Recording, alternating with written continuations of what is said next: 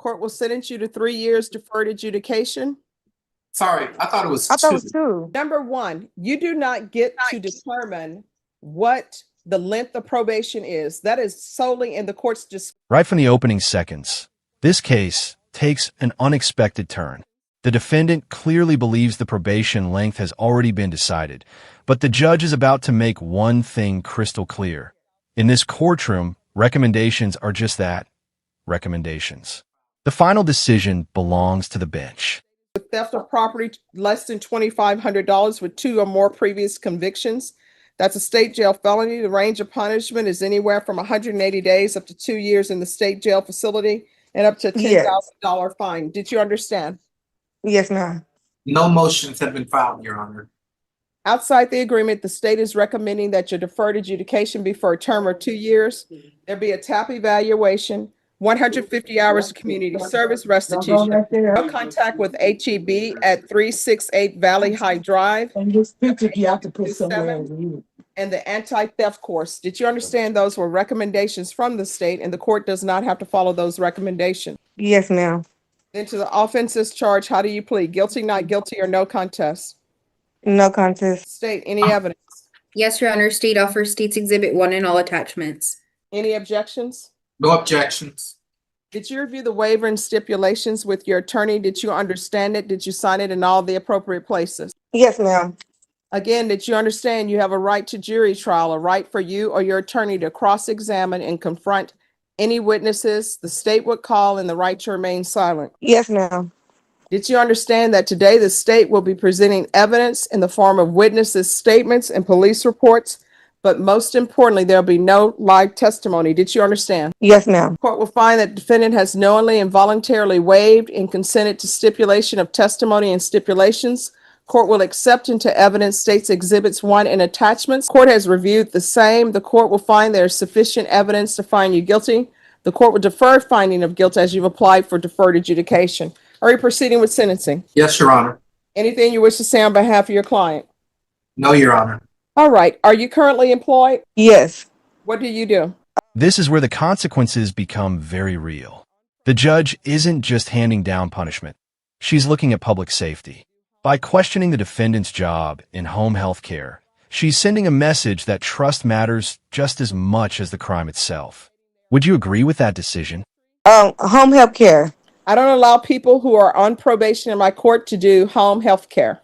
The only way you're allowed to continue employment as a home health care provider, if one, your employer sends the probation a letter stating they are aware of your criminal history, and number two, people that you're providing care for, their families send letters stating that they're aware of your current status with these previous convictions. Okay. Do you have any minor children? No. Well, yeah, I have kids. I have 2 daughters, And what are their ages? 16 and 11. All right, this is what the court is going to do. There's a $1,000 fine to be probated, regular reporting by Zoom or in person, regular random UAs, no contact with HEB in San Antonio. That's any HEB in San Antonio, Texas. Proof of employment within 45 days, no employment as a home health care provider or with minors, field visits 1 time per month for 4 months, 150 hours of community service restitution.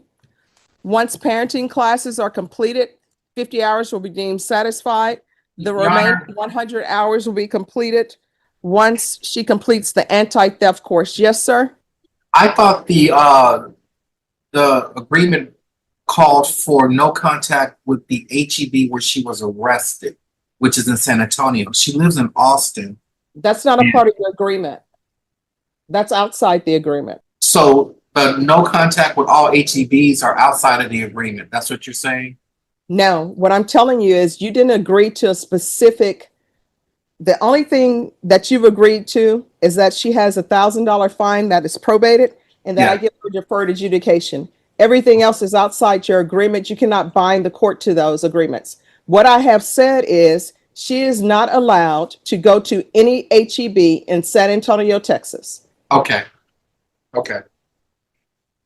All right. And then I have a quick question. So I will have to quit my job, right? Unless you have an employer who's willing to write a letter and say that they are aware of your criminal history and lists these items as a part of your criminal history, and that they have no concerns about that, and whoever you are providing home health care to, that Yeah. their family member is aware of that, and they send a letter as well. Okay, so the people Understood. that I work with, We they could are talk, we could talk okay. about it after. Okay. Okay. But Judge, I'm clear. I will communicate with her how we can satisfy your requirement. All right. And where is she asking that her probation be transferred to? Is it Travis County, Your Honor? All right. Transfer to Travis County. You recorded. Don't do that. Yeah, Travis County. Court Will sentence you to 3 years deferred adjudication. Sorry, I thought it was I thought it was 2. 2. Now watch closely because this is one of the biggest legal lessons in the entire hearing. The judge is about to explain why plea deals don't control probation conditions. It's a moment that surprises many defendants, and even some viewers who've never seen a courtroom like this. All right. So let me explain something to everybody.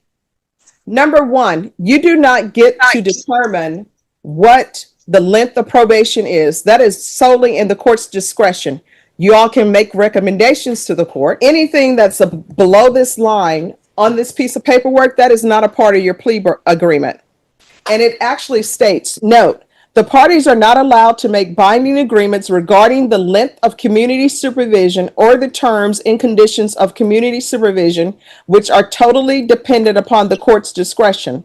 The following recommendations do not constitute part of the formal plea agreement. And what is listed? 2 years for the length. TAP evaluation, 150 hours of community service restitution. I don't have to give her 150 hours of community supervision. I could give her, restitution. I could give her 300 hours. The no contact with HEB at Valley High Drive. I can say no contact with HEB throughout the state of Texas. The anti-theft course, I don't have to give that. The reason why I am giving her 3 years deferred adjudication, because I don't want anyone to think that I'm just arbitrarily giving people things. She is charged with theft of property under 2,500 with 2 or more previous convictions, which means that she's been stealing 2 or more times before she even got to the felony level. And then according to the stipulations that y'all entered to, she went into HEB, took a ninja ice maker or ninja. Notice how the judge shifts from punishment to accountability. She's reminding everyone that repeat offenses don't happen in isolation. They build a history that changes how every future case is viewed. At what point should the court stop giving second chances? Smoothie maker and just put it in the cart and walking it past all points of sale. And it's not as though she's 18. And if she were 18, it would still be wrong. But at some point in time, people should learn you're not allowed to take items from stores unless you paid for them. So should she be getting a minimum of 2 years for on probation? No. Okay, so I have a question. Because at first they was offering me this time served. Well, Your Honor. Probation. Is there anything else with regards to sentencing? No, Your Honor. We're going to do the deferred probation because it prevents her from being a Now I'm asking probation. Probation, are you requesting or recommending anything else? All right, so it will be the felony theft course. Once that's completed, 100 hours will be deemed satisfied. All right, is there anything else you need from the court to be successful on this probation? No, Your Honor. Well, no. All right, could you review the document entitled Trial Court Certification of Defendant's Rights to Appeal with your attorney? Did you understand it and did you sign it electronically? Yes. Because this is a plea bargain agreement, because I followed your plea bargain agreement, and because you waive your right to appeal, you do not have the court's permission to appeal. I'm going to send you to the breakout room and probation will go over conditions with you. Your Honor, am I excused? No, you are not. You need to go into breakout room with probation and make sure that your client understands her conditions. Understood. Thank you. All right, thank you. All right, and are you Miss Moore? Yes, ma'am. All right, you entered into a plea yesterday. The court accepted your plea. The court entered a legal sentence. Are you seeking to withdraw that plea? Yes. state the court entered a legal sentence. Are you asking or agreeing to the withdrawal of, and I shouldn't say withdrawal of the plea, but you're asking that the sentence be reconsidered? Yes. And you all have reached an alternative agreement? So the previous rights that the court gave you yesterday, those are still in effect. Do you understand? Yes, ma'am. So according to this new plea bargain agreement, the state is asking that you be sentenced under 1244, that your punishment be assessed at 21 days in the Bexar County Jail, and there be $1,000 fine.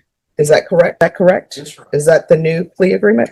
Do you understand that to be the new plea agreement? Yes, ma'am. And has your attorney explained that to you? Yes, ma'am. The court Notice how the judge shifts from punishment to accountability. She's reminding everyone that repeat offenses don't happen in isolation. They build a history that changes how every future case is viewed. At what follow point your should the plea court bargain stop agreement. giving The second court will chances? find you guilty. All right. Court will find you guilty. The court will sentence you to 21 days in the Bexar County Jail. There's $1,000 fine. Time and money will run concurrently. Give you credit for any time served. There's to be no contact with HEB in San Antonio, Texas. And there's to be no employment as a home health care provider. Is there anything else with regards to sentencing? All right. Did you review the document entitled Trial Court Certification of Defendant's Rights to Appeal with your attorney? Yes. Did you understand it and sign it? Yes, ma'am. Because this is a plea bargain agreement, because I followed your plea bargain agreement, and because you waive your right to appeal, you do not have the court's permission to appeal. Because this is a felony conviction, you're not allowed to own or possess any weapons or ammunition. If you have a question over what that is, you'll need to speak to an attorney. Do you understand? All right, we can go off the record. Here's the thing. Now that you have a felony conviction, you are not going to be allowed to work in any field that requires you to have a license. Your home health care provider, whoever you work for, they're supposed to run a background check. They're going to see that you have a felony conviction, and they're supposed to proceed accordingly. If they do not proceed accordingly, and if you pick up a theft case from one of the residents, what's going to end up happening is they're going to be sued because they're on notice. And whatever happens to you happens. Just when it looked like everything was settled, the case takes another dramatic twist. A new plea agreement changes the outcome completely, proving that courtroom negotiations can reshape a defendant's future right up until the final sentence is entered. To you. You cannot go through life building your happiness off somebody else's misery. How old are you? You're 36. You know you're not supposed to be taking things that do not belong to you. And for an adult person to go into HEB, taking a Ninja smoothie machine that somebody tells me they're, I don't know, a hot item, that item is in the misdemeanor territory range. Like if there's the only theft you had, you would have been in misdemeanor court. The reason why you're in felony court for that theft is because you've committed theft 2 times before. And obviously, your career is stealing, and that's what you want to do. But what I'm telling you, steal again, you're going to have another felony. You understand? And as I said before, that home health care provider thing, you should not be working there. People always want to know, why are you not letting me work as a home health care provider?